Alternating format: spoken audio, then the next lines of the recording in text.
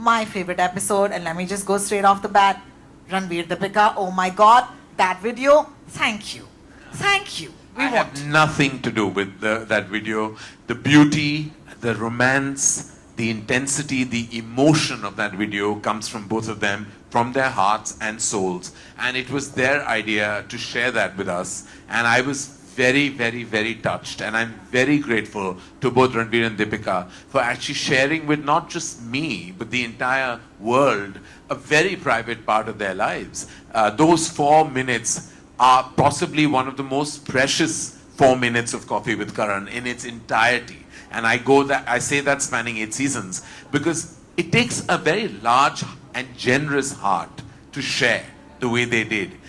Because it was many years after their marriage and it could have very easily not been shared. And I never asked for it. I never asked for it and I got it. And I feel it's the first time on Coffee with Karan where I got much more than I bargained for. So I think that what happened on that episode was organic. It wasn't planned. If you know and have followed the seasons, a lot of it is unplanned. A lot of the conversation is just flows.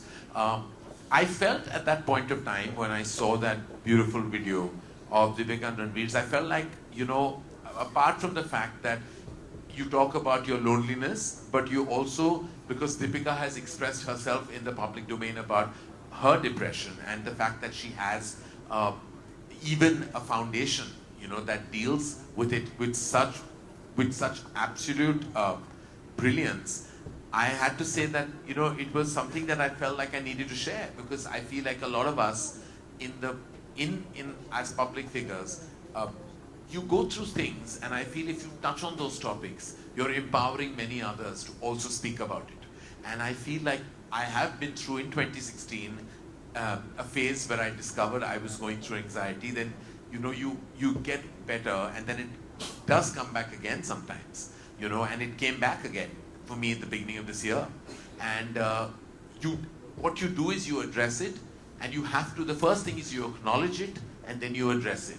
All of us can go through.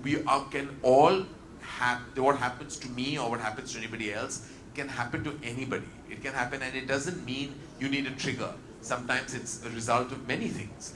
Sometimes there is a trigger. But when I spoke about my anxiety, it was also to share a part of my life that really exists, and it's a part that exists today as well. And while I speak, I have absolutely no fear in saying that I'm on medication, and I feel much better today because I seek the help. And I think we need to. Sometimes you feel that, you can speak to a family member and you can speak to a close friend, and maybe that is therapy in itself.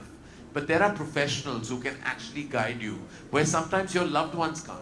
And not because they're not capable or don't want to. It's sometimes that's just not there. They've not been educated in that zone to tell you what to do.